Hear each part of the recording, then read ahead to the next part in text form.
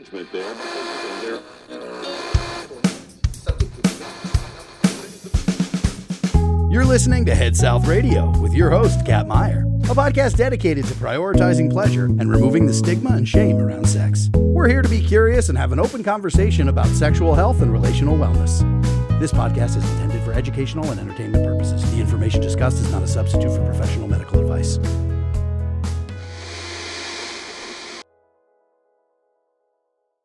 I'm Kat Meyer, and on the show today we have Hunter Moore, a professional confidant and certified clinical hypnotherapist. Over the last decade, her confidant practice has expanded globally and specializes in the areas of sex, sensuality, intimacy, and relationships. You might be thinking, what the heck is a confidant? Because that's exactly what I thought. We dive into the work Hunter does with her clients and how she uses a lifetime of training in all sorts of modalities to curate a session. A few months prior to recording, I had a session with Hunter to work through my own issues around trust, guilt, trauma, and intimacy. It's difficult for me to fully articulate into words what Hunter actually does, but I can say it is one of the most drastic, long-lasting, and effective modes of therapeutic work I've ever experienced. As with all of our episodes, we start with a moment of meditation between the guest and I, so settle in and enjoy. Just taking a few breaths and a few moments to settle into this next 45 minutes. And setting any intentions for yourself, for your day. And setting an intention for this podcast so that people who are listening can share and relate to our shared experience, our shared stories, our knowledge, our curiosity. And then whenever you're ready, Hunter, you can start to blink your eyes open, taking in the light, taking in your space. Hi.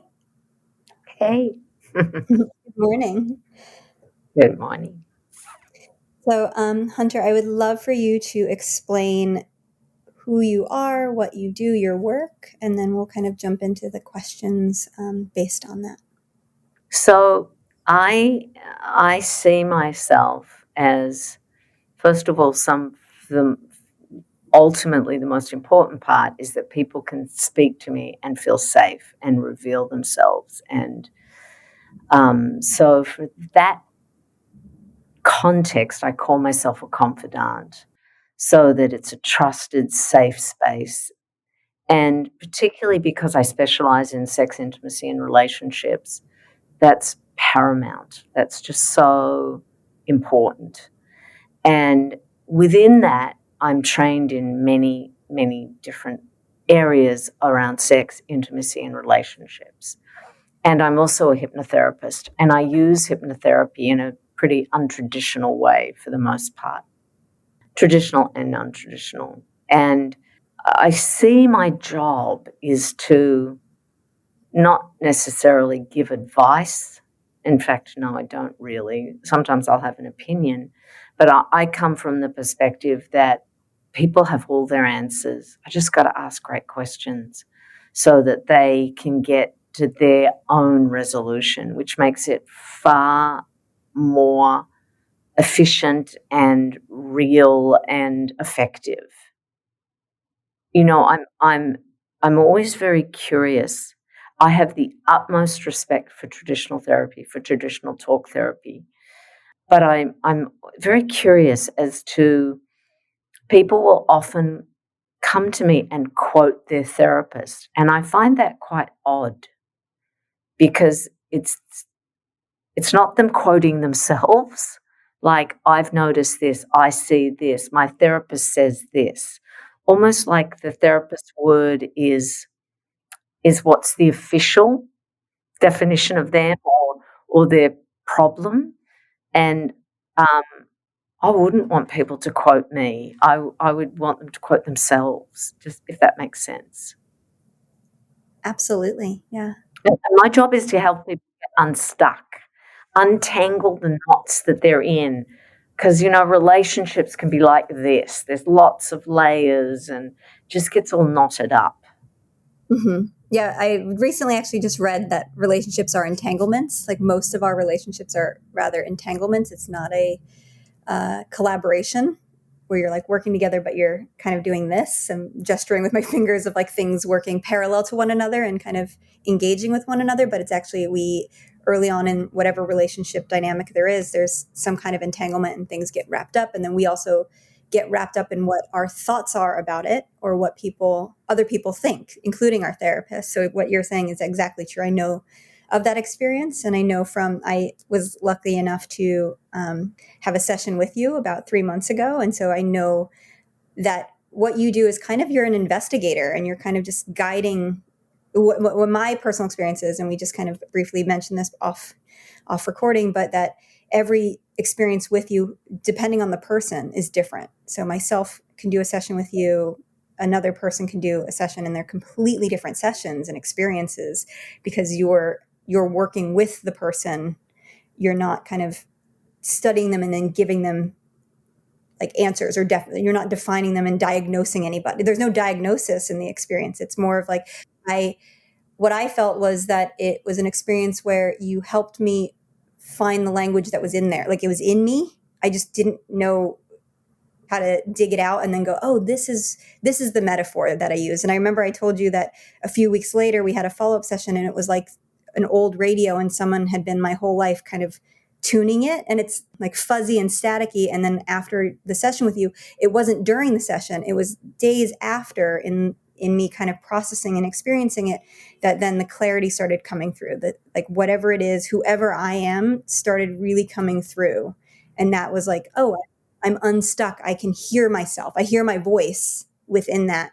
And it's no longer this static of other, like what I can assume is just like other people's opinions, other people's thoughts, other people's experiences that I've taken on as my own.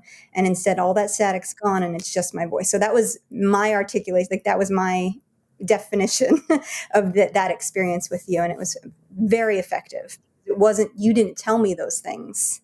That was what came to me in the aftermath, in the afterwork of it. And then to follow up with you and then say like, hey, this is what it actually felt like. And I've still carried that with me. Months later, I still feel that clarity. And actually, you'll hear it, the opening of this podcast, I had the musical artist who created the opening theme is the static. Then it goes into an intro, and then it'll go into the podcast. Because of that, that's what it is that it's Head South Radio. And it's that static is how I felt. And then there was like a clarity, the voice, and it was my voice that I was looking for, because I had that, I would say, is the summary of my experience with your work. And I've been doing therapy. I've done a lot of different modalities of work and self-discovery and, practices, and they've all been somewhat effective or somewhat helpful, or kind of giving me some sense of I'm on the right path, or here's where we're going in some direction or work. But with you, it wasn't an overnight, but it was such a clear understanding of the entanglement, actually. And I love that. Like, I still carry that. Like the stuff that we worked on was what I brought, and like we found the right words, it was in me, like you just said. It was there. It's still there.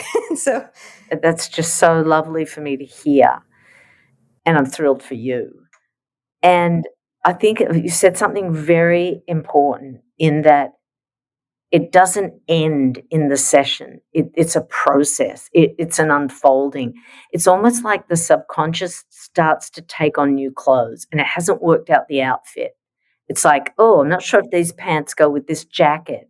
It's like, try it on. And that just takes time. That processing takes time. So, yes. Well said. And it's so funny you just said that, because about a month ago, I had that experience with a new partner, and I had expressed some things and then realized I was driving for 2 hours, like got off the phone, things were resolved. And I was like, wow, I feel validated. I feel heard very quickly and clearly. But then the process of going through previous emotions that I had gone through in the past, of like feeling frustrated or angry or not heard, kept coming up. And then I was like, no, I don't actually need to feel this way, because I expressed myself fully. And then I got home and I was like, oh, it's like I literally was going through an old closet of old uniforms that I no longer need to wear. And I'm like, I could donate all this stuff. I don't need to feel frustrated or unheard by this person. I just spoke very clearly, and they understood and validated what I had said. Not only just validated it, but then took that and took action. And that was a really big thing for me, because I had, in previous relationships and previous dynamics, I've felt frustrated by that, or like withheld and didn't speak up. And so to have that experience and then be like, go old wardrobe and be like, I don't need to wear this anymore. Like, Marie Kondo, my emotions is kind of cool. Great. I love that, Marie Kondo, your emotions. That's perfect. And I feel like that was and I'm happy to be telling you this because I feel like that is something that was very much connected to the work we had done in the session, the follow-up, and then to kind of experience it completely different, relationship, completely different person. But I felt the same way in my truth and my voice. It didn't go fuzzy again. That's the thing. It's like it didn't, my voice didn't get fuzzy and go static I could see that it wasn't happening. So I know we're speaking a lot in metaphors, but I hope it makes sense that like I still carried that clarity with me. And even though it was a different scenario, completely different people, it felt really good to have that and realize then that sorry. No, go ahead, please. It's perfect that you're speaking in metaphors because the mind loves metaphors. So that's perfect. And it's like gold when I have a client that speaks metaphorically because it makes things so much more simple and accessible and understandable. It's not just academic knowledge then. It's got a shape to it. You've got a connection to it because you can see it and feel it. It becomes tangible. So I think it's brilliant that you just said that. The metaphor helps kind of keep me grounded in that. So thank you very much for that because that's been absolutely life-changing. So that's what I feel is so unique and so powerful about the work that you do. It was such a privilege to have that session with you because it helped me find my voice and helped me feel empowered. My next question is, do you usually work with individuals, couples, multiple couples, polyamorous? Like, what are the more common dynamics that you work with, or is it mostly one-on-one? Everything. So I love to work with couples and I work singly. And even when I'm working with a couple, I'll have a solo session with one of the people in the couple. I work with people who have non-traditional relational structures, alternative. I work with children. Anyone who comes to me, I'm loving because I love to work with all different. So to answer your question, it's not just one-on-one. Though I love one-on-one, but I love whatever it is that I'm dealing with. All works for me. Do you work primarily with monogamous married couples, polyamorous couples, or is it kind of runs the gamut of like whoever comes to you? Yeah, it really runs the gamut. Mm-hmm. But when you look at society, for the most part, people are monogamous. So I work with a lot of monogamous couples or individuals.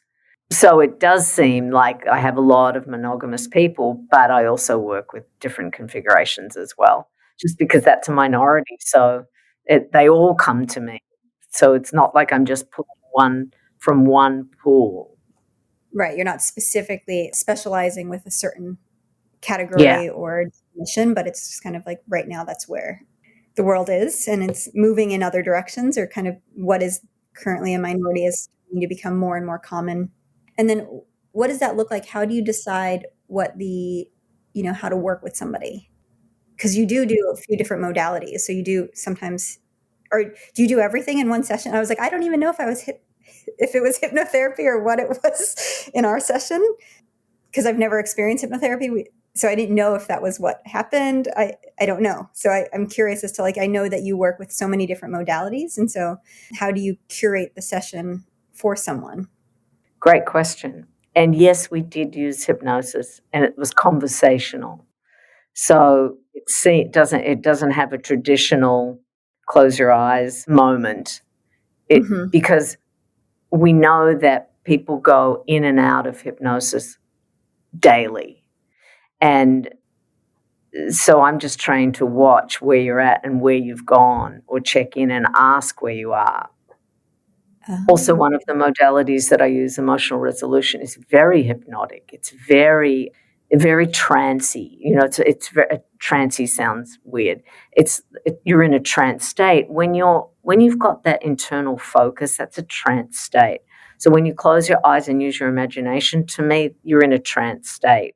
So we're accessing a different part of your mind. So in answer to your question about how do I decide, I'm just dealing with the person in front of me, whatever's coming up and whatever I'm feeling. I've had so much experience now that I can just feel into what do they need here. And I'm also not attached to what I'm doing. So if I decide to go down a path with one modality and I can feel like they're not connecting to it, I'll change direction. And I'll give people a heads up in the beginning, or if I haven't done it in the beginning of a session, I'll do it right there and then. It's like, where we're going here, I think we need to change direction. So we're just going to change direction right now. And so I'm going with my gut feel. So I can just feel. And you can tell when someone's getting it, not making the connections. Sometimes you just have to stay there until they do. Or sometimes for me, it's the best thing to change the direction. And I know that it all comes back now to being so experienced now. I just trust it all comes back to where it needs to come back. And so it's a bit like this. It's like meandering, but it's very purposeful meandering. I'm watching the meandering. I'm not just hoping, oh, we're going down this path. Let's hope it works. If it's not, I'm not attached, and now we just change course.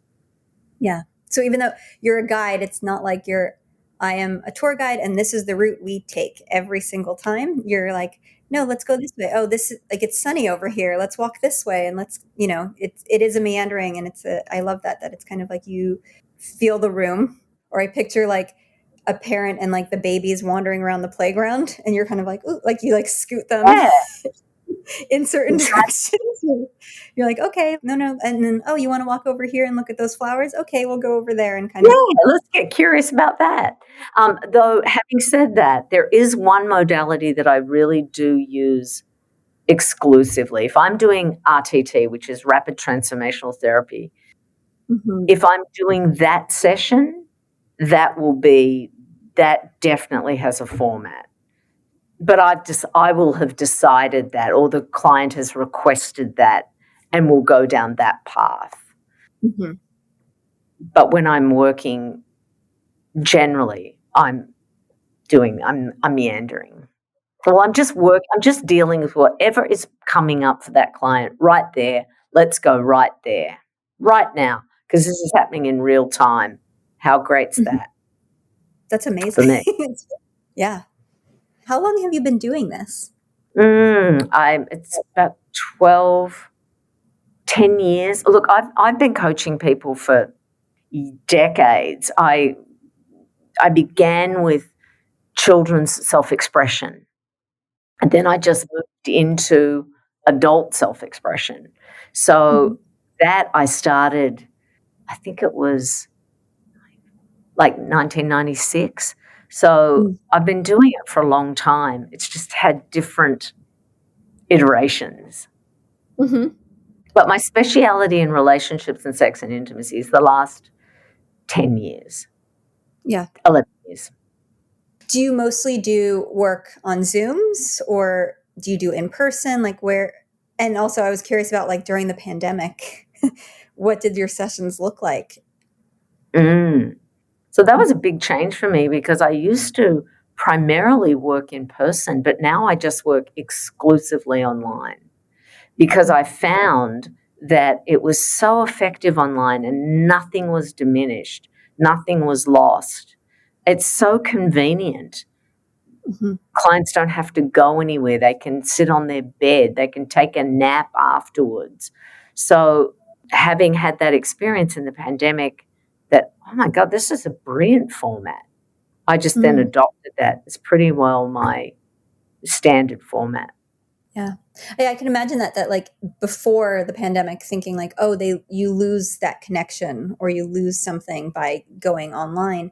Because that's what I experienced is that we did our session in the evening because I'm on the East Coast. And I remember I was so sweaty afterwards. I actually described it as like the sweatiest I'd ever been, even more so than like a 2-hour dance class I've taken. I was so sweaty in the best possible way. Like I know that was like, there was a lot of like, I experienced all all four elements actually. I experienced like heat and I was so sweaty, and then I felt like watery at one point, and then I felt very light and airy, and then I felt grounded. I felt all of the elements, which I know that probably wasn't a thing you were trying to do, but that was just what I was experiencing in it.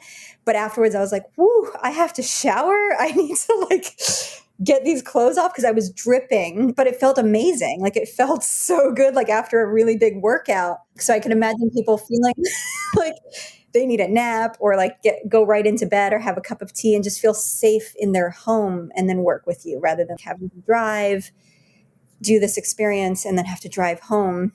It's really lovely. And I love that you didn't lose that, or like you could still connect and read. And Yeah. I think it's even more intimate. Sorry, you were in the middle of saying something. no, exactly. It's more intimate, but it also then makes you more accessible. Yes. And I do that. I work with people all over the world. I can be anywhere, they can be anywhere. It opened up the whole world to me, which was so thrilling. Mm-hmm.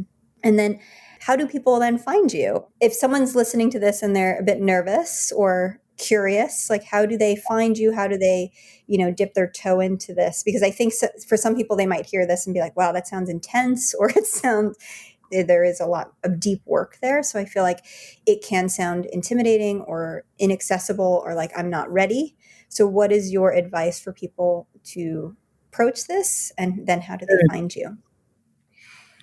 Well, I always begin with having a conversation with somebody before that they work with me.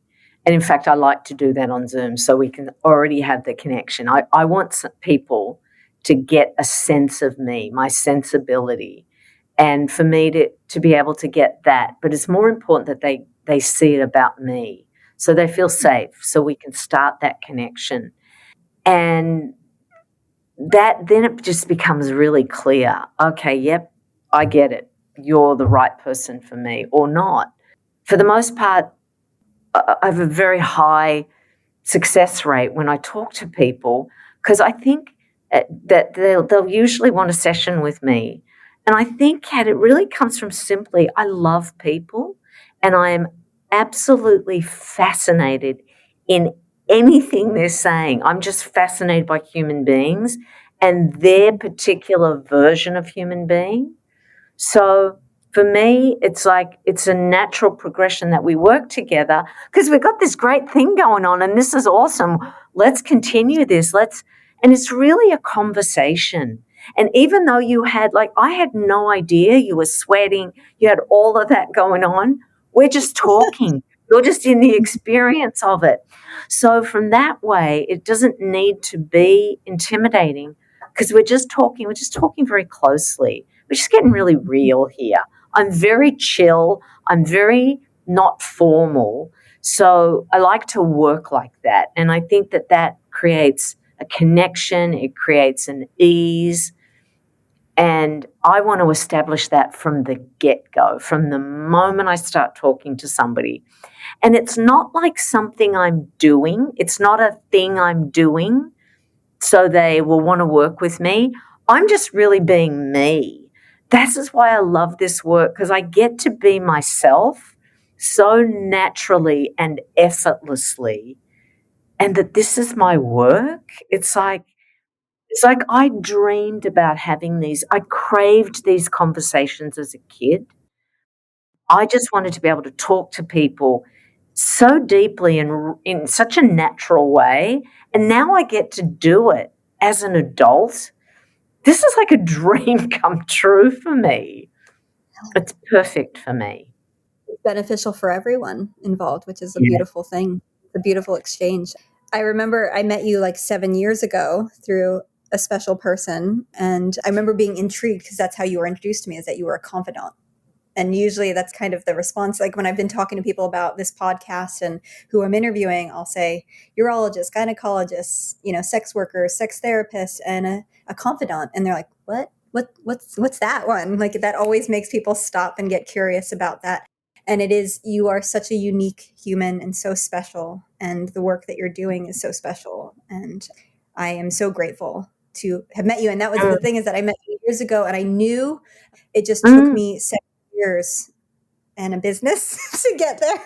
But I knew that it was something in my heart that I knew when I was ready to experience it, it would happen. And it meant a lot. It means a lot to me because it has made a huge difference, and it was the right timing. And that's the thing too, is my question was about people and being apprehensive or unsure. And I say, like, keep it in your pocket. I kept you in mind this whole time because I knew at some point I would be ready to do that. So then how do people find you? Do you have a book? Do you have a website? Do you have... You can find me at talkingtohunter.com. And probably next year I should have a bit of presence on social media. I'm pretty slack with that.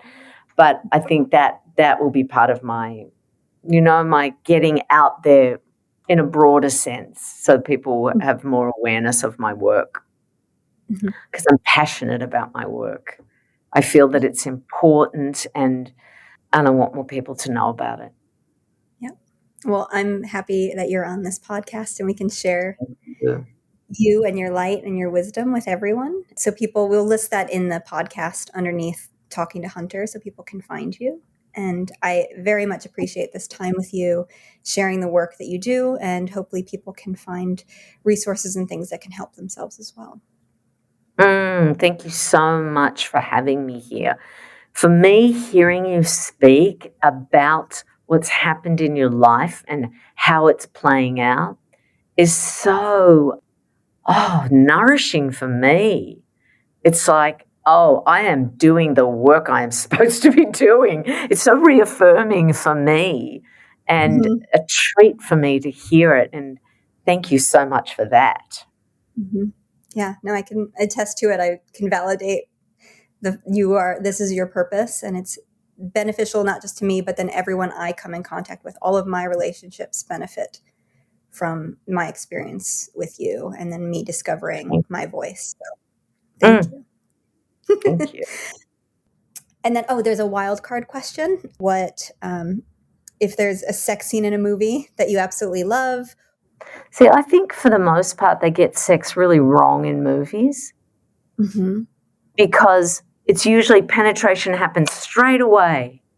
It's like magically everyone's ready and her body's ready. So I feel that, but I think one of the sexiest things I've seen just recently was actually on Bridgerton season 2 because there was so much sexual tension, and to me that was so much more alluring. Yep. So thank you so much. That's the end. Thank you so much for having me here.